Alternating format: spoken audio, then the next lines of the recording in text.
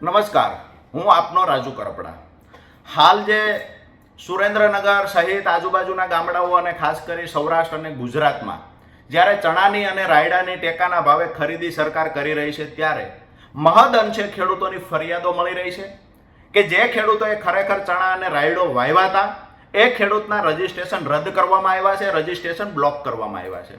રાયડાની જ્યારે તપાસ કરી તો જાણવા મળ્યું કે 45,000 કરતાં વધારે રાયડાના રજીસ્ટ્રેશન ખેડૂતોના બ્લોક કરવામાં આવ્યા. 65,000 કરતાં વધારે ચણાના રજીસ્ટ્રેશન બ્લોક કરવામાં આવ્યા, એટલે કે રદ કરવામાં આવ્યા. કારણ જે બતાવવામાં આવ્યું એકદમ પાયા વિહોણું કારણ બતાવવામાં આવ્યું સરકાર તરફથી. જે કારણ બતાવવામાં આવ્યું છે કે સેટેલાઇટ તસવીરથી અમે જોયું, ચેક કર્યું તો તમારા ખેતરમાં પાક નથી.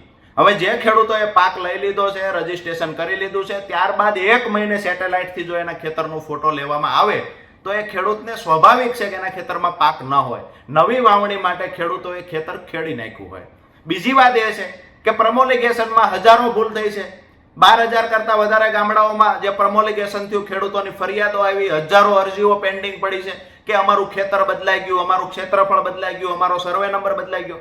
તો આવા કેસની અંદર સચોટ ખરેખર સેટેલાઇટથી સરકારે ફોટા લીધા છે અને એ જ સર્વે નંબરના છે, આવું કેમ કહી શકાય? તો જે 45,000 રાયડાના રજીસ્ટ્રેશન બ્લોક થયા છે, 65,000થી વધારે ચણાના રજીસ્ટ્રેશન બ્લોક થયા છે, સરકારને વિનંતી કરીએ છીએ તાત્કાલિક ધોરણે આ રજીસ્ટ્રેશનને અનબ્લોક કરવામાં આવે. જે કિસ્સામાં સરકારને શંકાઓ છે, આવા કિસ્સામાં તલાટી પાસેથી દાખલો લેવામાં આવે ખરેખર ચણાનું વાવેતર હતું કે કેમ. બીજી વાત એ છે કે માત્ર 90 મણની ખરીદી થાય છે ચણામાં, તો આ ખરીદી વધારે મિનિમમ 200 મણની કરવામાં આવે. સૌરાષ્ટ્રમાં 8 એકર કરતાં વધારે જમીન ધરાવતા ખેડૂતોની સંખ્યા ખૂબ વધારે છે, જેનું ઉત્પાદન મિનિમમ 400 મણથી વધારે થાય. તો આવા કેસની અંદર માત્ર 90 મણ ખરીદી કરી અને સરકાર ખેડૂતની મજાક કરી રહી છે. અમે વારંવાર કહીએ છીએ કે સરકારની ખરેખર ઈચ્છા શક્તિ હોય કે ન હોય એ નથી જાણતા, પણ સમયસર નિર્ણય સરકાર નથી લેતી ખેડૂતો માટે, જેના કારણે ગુજરાતનો ખેડૂત દિવસે દિવસે દેવાદાર બનતો જાય છે. ક્યાંક ને ક્યાંક સરકારની કૃષિ વિરોધી નીતિ સામે આવતી હોય આવું દેખાય છે.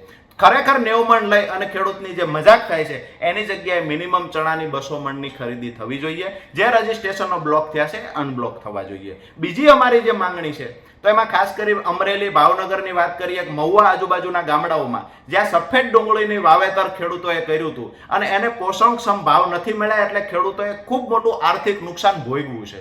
તો આ ખેડૂતોને, જે ખેડૂતોએ સફેદ ડુંગળીનું વાવેતર કર્યું હતું, એ ખેડૂતોને પ્રતિ કિલોએ 10 રૂપિયાની સબસિડીની જાહેરાત સરકાર દ્વારા તાત્કાલિક કરવામાં આવે અને ખેડૂતોને મદદરૂપ થાય. ત્રીજી જે માંગણી છે તો સુરેન્દ્રનગર જિલ્લાના ખેડૂતો લાંબા સમયથી સિંચાઈના પાણી મુદ્દે સંઘર્ષ કરી રહ્યા છે. સૌરાષ્ટ્રના ઘણા બધા જિલ્લાઓમાં આ પરિસ્થિતિ છે.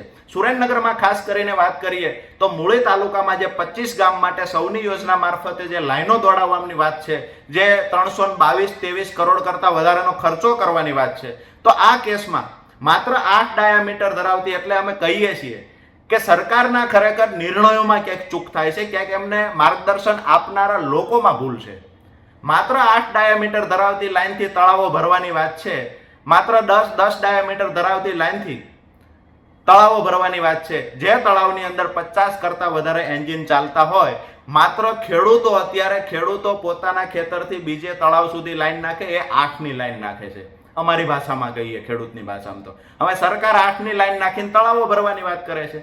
સરકારને વિનંતી કરીએ છીએ કે જો પૈસા પાણીમાં ન નાખવા હોય, પૈસા પાણીમાં બુડી ન જાય, પૈસા પાણીમાં પડી ન જાય એવું ઈચ્છતા હોય તો આ ડાયામીટર મોટું કરવામાં આવે. રકમમાં ભલે વધારો થતો હોય પણ ખેડૂતને કાયમી ધોરણે એનો લાભ મળશે.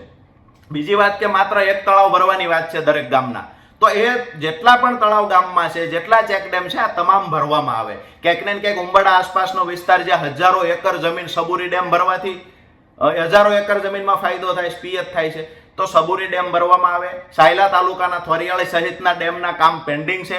મોરસલ સહિતના ચોટીલા તાલુકાના ડેમના કામ પેન્ડિંગ છે. આ તાત્કાલિક ધોરણે પૂર્ણ કરવામાં આવે. ક્યાંક ને ક્યાંક સરકારના મંત્રીઓ, સરકારના ચૂંટાયેલા અહીંયાના ધારાસભ્યો જે પોતાનો જસ ખાટવાની લાલચમાં અંદરો અંદરના જે એમના લડાઈઓ છે, આ લડાઈઓના કારણે કામમાં વિલંબ થાય છે અને દિવસે દિવસે ખેડૂતને નુકસાન થાય છે. વિનંતી કરીએ સરકારને તાત્કાલિક ધોરણે આ કામ પૂર્ણ કરવામાં આવે. આ ત્રણેય માંગણીઓ સાથે સિંચાઈનું પાણી ખેડૂતને આપવામાં આવે, સફેદ ડુંગળીમાં સબસિડી આપવામાં આવે, ચણાના રજીસ્ટ્રેશન બ્લોક થયા છે અનબ્લોક થાય અને 90 મણ કરતા મર્યાદા વધારીને 200 મણની મિનિમમ મર્યાદા કરવામાં આવે. આ માંગણી સાથે સૌરાષ્ટ્રના મોટાભાગના જિલ્લાઓમાં આમ આદમી પાર્ટી કિસાન સંગઠન દ્વારા આવેદનપત્ર આપવામાં આવશે. ખેડૂત આગેવાનો સાથે રાખવામાં આવશે. ખેડૂતની હાલ ખૂબ સિઝન ચાલી રહી છે, તો ખેડૂતોને તમામ ખેડૂતોને બોલાવવામાં નહીં આવે, પણ આગામી દિવસોમાં જો પરિણામ નહીં મળે તો ખેડૂત જગતનો બાપ છે, એને સરકારમાં બેસાડતા પણ આવડે છે અને ઉતારતા પણ આવડે છે.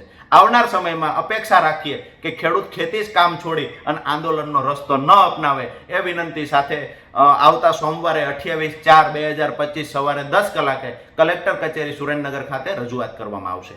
આભાર.